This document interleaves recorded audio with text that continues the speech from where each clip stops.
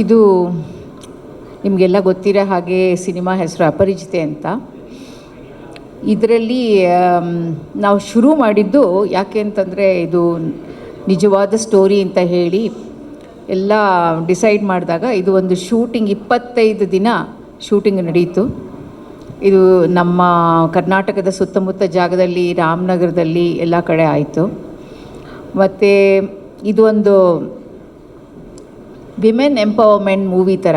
ಯಾಕೆ ಅಂತಂದರೆ ಇದರಲ್ಲಿ ನಾನು ಸ್ಟೋರಿ ಅಷ್ಟೊಂದು ಡೀಟೇಲಾಗಿ ಹೇಳೋಕ್ಕೆ ಇಷ್ಟಪಡೋದಿಲ್ಲ. ಆದರೆ ಅದೊಂದು ಮಕ್ಕಳನ್ನ ಒಂದು ಪ್ರೊಟೆಕ್ಷನ್ ಬಗ್ಗೆನೂ ಬರುತ್ತೆ, ಮತ್ತು ವಿಮೆನ್ ಎಂಪವರ್ಮೆಂಟ್ ಬಗ್ಗೆನೂ ಬರುತ್ತೆ, ಎಲ್ಲ ರೀತಿಯೂ ಬರುತ್ತೆ ಇದು. ಮತ್ತು ಈ ಸ್ಟೋರಿನಲ್ಲಿ ನಾವು ಮಾಡಿದ್ದು ಇದನ್ನು ನಡೀತಾ ಇತ್ತು, ಈ ಸ್ಕ್ಯಾಮ್ ನಡೀತಾ ಇತ್ತು, ನಿಜವಾಗ್ಲೂ ನಡೀತಿತ್ತು. ಆಮೇಲೆ ಇದನ್ನು ಯಾರೋ ಒಬ್ಬರು ಇದನ್ನು ಇದು ಮಾಡಿ ಎಕ್ಸ್ಪೋಸ್ ಮಾಡಿದ್ರಿಂದ ಗೌರ್ಮೆಂಟು ಒಳ್ಳೆ ಆ್ಯಕ್ಷನ್ನೂ ತೊಗೊಂಡು ಅದನ್ನು ನಿಲ್ಲಿಸಿದ್ದಾರೆ. ಅದೇ ಒಂದು ಸ್ಟೋರಿ ಇದು. ಮತ್ತು ನಮ್ಮ ಜೊತೆ ಎಲ್ಲ ಲೆಜೆಂಡ್ರಿ ಆರ್ಟಿಸ್ಟ್ಗಳಿದ್ದಿದ್ದರಿಂದ ಅವರಿಂದ ಗೈಡೆನ್ಸು ಎಲ್ಲ ಸಿಕ್ತು ನಮಗೆ. ಅದರಿಂದ ಮೂವಿ ಆ್ಯಕ್ಟ್ ಮಾಡೋದಾಗಲಿ ಅಥವಾ ಒಂದು ಇಮೋಷನ್ಸ್ ಇದು ಮಾಡೋಕ್ಕಾಗಲಿ ಎಲ್ಲ ಥರದ ಒಂದು ಅವರು ಕೋಆಪ್ರೇಷನ್ ಮಾಡಿ ಶೇರ್ ಮಾಡಿಕೊಂಡ್ರು.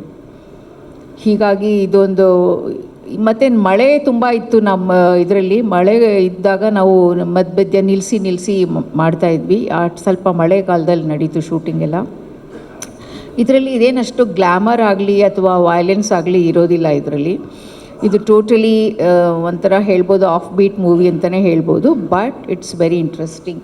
ಯಾವ ಥರ ಒಂದು ಸಿಕ್ಕಾಪಟ್ಟೆ ಇಂಡ್ಯೂಸ್ಡ್ ವೈಲೆನ್ಸ್ ಆಗಲಿ ಅದೆಲ್ಲ ಏನೂ ಇಲ್ಲ. ಒಂದು ಮೂವಿ ಹಿಟ್ ಮಾಡಬೇಕು ಅಂತ ಅದು ಇದು ಮಸಾಲೆ ಅಂತ ಕರೀತಾರಲ್ಲ, ಅದೆಲ್ಲ ಏನೂ ಹಾಕಿಲ್ಲ. ಆದ್ದರಿಂದ ಇದು ಒಂದು ಖಂಡಿತವಾದ ಸತ್ಯವಾದ ಕಥೆ ಇರೋದ್ರಿಂದ ಇದು ಭಾಳ ಚೆನ್ನಾಗಿರುತ್ತೆ. ಮತ್ತು ಎಲ್ಲ ಆರ್ಟಿಸ್ಟ್ಗಳು, ಸಿಂಧು ಲೋಕನಾಥ್, ನಿಖಿತಾ ಅವರು ಎಷ್ಟು ಚೆನ್ನಾಗಿ ಮಾತಾಡ್ತಾರೆ. ನೀವೆಲ್ಲ ರೇಡಿಯೋ ಸಿಟಿನಲ್ಲಿ ಅವ್ರು ಕೋಗಿಲೆ ಅಂತ ವಾಯ್ಸ್ ಕೇಳಿದ್ದೀರಾ. ಅದೇ ರೀತಿ ಅವ್ರು ಮಾತಾಡಿ ಇದರಲ್ಲಿ ಭಾಳ ಚೆನ್ನಾಗಿ ಆ್ಯಕ್ಟ್ ಮಾಡಿದ್ದಾರೆ. ನಂಗೆ ಭಾರಿ ಖುಷಿ ಆಯಿತು ಇವ್ರನ್ನೆಲ್ಲ ಸಿಕ್ಕಿ. ಹೀಗಾಗಿ ಸ್ಟೋರಿ ಬಗ್ಗೆ ಎಲ್ಲ, ಡೈರೆಕ್ಷನ್ ಬಗ್ಗೆ ಎಲ್ಲ ಇವರು ಫಸ್ಟ್ ಮೂವಿ ಇದು. ನನಗೇನಂದರೆ ಹೊಸ ಆರ್ಟಿಸ್ಟ್ಗಳಿಗೆ ಚಾನ್ಸ್ ಕೊಡಬೇಕು, ಒಂದು ಪ್ಲ್ಯಾಟ್ಫಾರ್ಮ್ ಕೊಡಬೇಕು, ಅದರಿಂದ ಒಂದು ಸೊಸೈಟಿಗೆ I want to give back ಅಂತ ಒಂದು ತುಂಬ ಫೀಲಿಂಗ್ ಇದೆ. ಅದರಿಂದ ಈ ರೀತಿ ಸ್ಟೋರಿಗಳು ಶುರು ಆಯಿತು ಆ್ಯಂಡ್ ನಡ್ಕೊಂಡು ಹೋಗ್ತಾ ಇದೆ. ನಾನು ಮುಂಚೆನೇ ಹೇಳ್ದಂಗೆ ಸಿನಿಮಾ ಬಂದು ನನ್ನ ಒಂದು ಜೋಳಿಗೆಗೆ ಬಿತ್ತು. ನಾನಾಗಿ ಶುರು ಮಾಡಬೇಕು ಅಥವಾ ಏನಿರಲಿಲ್ಲ. ಇದಕ್ಕೆ ನಮ್ಮ ಹಸ್ಬೆಂಡ್ ತುಂಬ ಚೆನ್ನಾಗಿ ಸಪೋರ್ಟ್ ಮಾಡ್ತಾಯಿದ್ದಾರೆ. ಅವರೇ ಪ್ರೊಡ್ಯೂಸ್ ಮಾಡಿ, ಅವ್ರ ದುಡ್ಡೇ ಎಲ್ಲ ಹಾಕಿ ಪ್ರೊಡ್ಯೂಸ್ ಮಾಡಿದ್ದಾರೆ. Thank you so much. ಆಮೇಲೆ ಬಾಕಿ ನಾನು ವಿಶ್ವನಾಥ್ ಮತ್ತು ನಿಖಿತಾ ಅವ್ರು ಮಾತಾಡಬೇಕು ಅಂತ ಕೇಳ್ಕೊತೀನಿ. ಅಕ್ಕಪಕ್ಕ ಶೂಟ್ ಮಾಡಿದ್ವಿ ರಾಮನಗರದ ಸುತ್ತಮುತ್ತಲ ಒಂದು ಹಳ್ಳೀಲಿ. ಅದೇ ಮೇಡಮ್ ಹೇಳ್ದಂಗೆ ಇದೊಂದು ರಿಯಲ್ ಇನ್ಸಿಡೆಂಟ್ ಬಂದಿತ್ತು. ಅದನ್ನು ಬೇಸ್ ಮಾಡಿ ನಾವು ಸ್ಕ್ರೀನ್ ಪ್ಲೇ ಮಾಡಿ ಸಿನಿಮಾ ಮಾಡಿದ್ದೀವಿ ಸರ್. ಕರ್ನಾಟಕದೇ ಸರ್. ತುಂಬ ಒಂಚೂರು ಚೆನ್ನಾಗಿ ಪಬ್ಲಿಸಿಟಿ ಆಗಿತ್ತು ಆ ವಿಚಾರ. ಅದನ್ನು ಇಟ್ಕೊಂಡೇ ಮಾಡಿದ್ವಿ. ಅರೌಂಡ್ ಒಂದು 8 months ಬ್ಯಾಕ್ ಬಂದಿತ್ತು. ಮಂಡ್ಯದಲ್ಲಿ ಆಗಿದೆ ಇನ್ಸಿಡೆಂಟು. ಅದನ್ನು ಇಟ್ಕೊಂಡು ಅದನ್ನು ಬೇಸ್ ಮಾಡಿದ್ದೀವಿ. ಮೇಡಮ್ದೊಂದು ಟೀಚರ್ ಕ್ಯಾರೆಕ್ಟ್ರು. ಮೇಡಮ್, ನಿಮಗೆ ಹಿಂದಿನ ಸಿನಿಮಾ ಗ್ರಾಮೀಣ ವಿಭಾಗದ ಮಹಿಳೆಯಾಗಿ ಕೆಲಸ ಮಾಡಿದ್ರಿ. ಈ ಸಿನಿಮಾಗೂ ಆ ಸಿನಿಮಾಗೂ ಹೇಗೆ ಅನಿಸ್ತು ಕೆಲಸ ಮಾಡಿದ್ರಿ? ಸ್ವಲ್ಪ ಗ್ರಾಮೀಣ ಹಿಂದಿನ ಸಿನಿಮಾ ನಿಮ್ಮದು ಒಂದು ಗ್ರಾಮೀಣ ವಿಭಾಗದ ಕಥೆಯಾಗಿತ್ತು.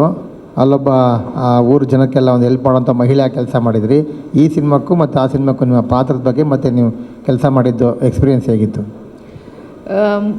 ಮೊದಲಿನ ಸಿನಿಮಾನು ನಂದು ವಿಮೆನ್ ಓರಿಯೆಂಟೆಡ್ ಮೂವಿನೇ, ತಾಯವ್ವ ಅಂತ ಹೇಳಿ. ಅದು ಬಹಳಷ್ಟು ಒಳ್ಳೆ ಜನಪ್ರಿಯವಾಯಿತು ಮತ್ತು ಜನ ಒಳ್ಳೆ ರೆಸ್ಪಾನ್ಸ್ ಕೊಟ್ಟರು.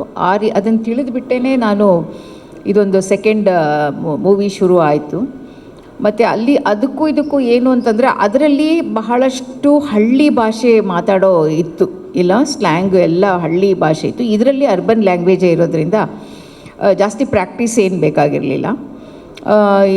ಸೊ ಅದೊಂದು ಥರ ಇದೆ. ಮತ್ತು ಅದರಲ್ಲಿ ಜನಪದ ಗೀತೆಗಳಿತ್ತು, ನಾನೇ ಹಾಡಿದ್ದೆ. ಅದರಲ್ಲಿ ಸುಮಾರು ಬಿಟ್ ಸಾಂಗ್ಸ್ ಅಂತ ಹೇಳ್ತಾರಲ್ಲ, ಅದೊಂದು 11 ಬಿಟ್ ಸಾಂಗ್ಸ್ ಇತ್ತು. 11 ಬಿಟ್ ಸಾಂಗ್ಸು ನಾನು ಹಾಡಿದ್ದೆ.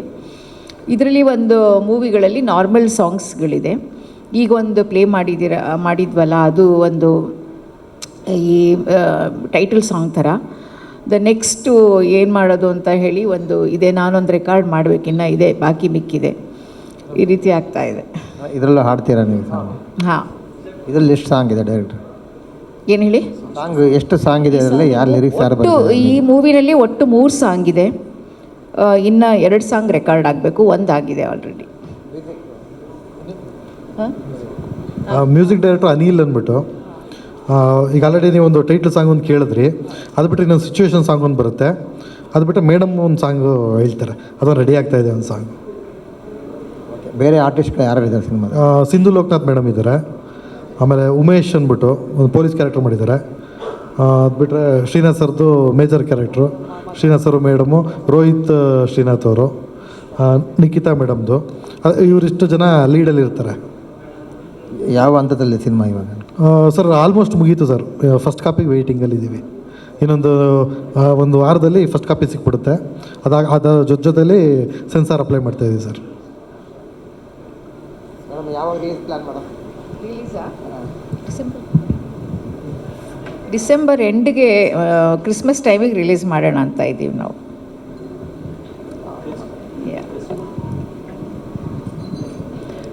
ನಮಸ್ಕಾರ.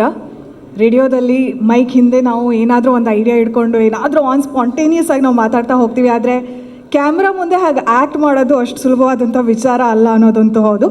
ಇದು ನನ್ನ 2ನೇ ಸಿನಿಮಾ. ಕ್ಷಮಿಸಿ ನಿಮ್ಮ ಖಾತೆಯಲ್ಲಿ ಹಣವಿಲ್ಲ ಒಂದು ಮೊದಲನೇದಾಗಿ ಒಂದು ಚಿಕ್ಕ ಪಾತ್ರದಲ್ಲಿ ಆ್ಯಕ್ಟ್ ಮಾಡಿದೆ.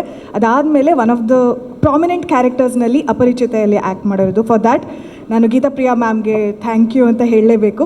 ಇದ್ರ ಜೊತೆಯಲ್ಲಿ ಈ ಸಿನಿಮಾ ಶೂಟ್ ಮಾಡಬೇಕಾದ್ರೆ ಓವರಾಲ್ ಆಗಿ ಬೇರೆ ಬೇರೆ ಲೊಕೇಶನ್ಸ್ಗಳಲ್ಲಿ ಎಲ್ಲೂ ಕೂಡ ಫಿಲ್ಟರ್ ಹಾಕ್ದೇ ಆ್ಯಸ್ ಇನ್ ಏನು ಕನ್ವೆ ಮಾಡಬೇಕು, ಒಂದು ರಿಯಲ್ ಲೈಫ್ ಇನ್ಸಿಡೆಂಟ್ ಮೇಲೆ ಇದು ಆಧಾರವಾಗಿರೋದ್ರಿಂದ ಎಷ್ಟು ನೀಟಾಗಿ ಒಬ್ಬ ಸಾಮಾನ್ಯ ಮನುಷ್ಯಗೂ ಕೂಡ ಕನ್ವೆ ಮಾಡ್ಬೋದು. ಒಬ್ಬ ಹೆಣ್ಮಗಳಾಗಿರ್ಬೋದು ಅಥವಾ ಆ ಧ್ವನಿಗೆ ನಾವು ಹೇಗೆ ನಿಂತ್ಕೊಳ್ಬೋದು ಅವ್ರ ಜೊತೆಯಲ್ಲಿ, ಅದನ್ನು ಕನ್ವೆ ಮಾಡುವಂಥ ಒಂದು ಪ್ರಯತ್ನ ನಡೆದಿದೆ. ನನ್ನ ಪಾತ್ರನೂ ನನಗೆ ಚಾಲೆಂಜಿಂಗ್ ಅಂತ ಅನಿಸ್ತು. ಅಷ್ಟೇ ಅಲ್ಲ, ಆ ಪಾತ್ರ ಕೊಳ್ಳಕ್ಕೆ ಹೋದಾಗ ಬಹುಶಃ ಎಲ್ಲೋ ಒಂದು ಕಡೆ ಕಣ್ಣೀರಾಗುತ್ತೆ.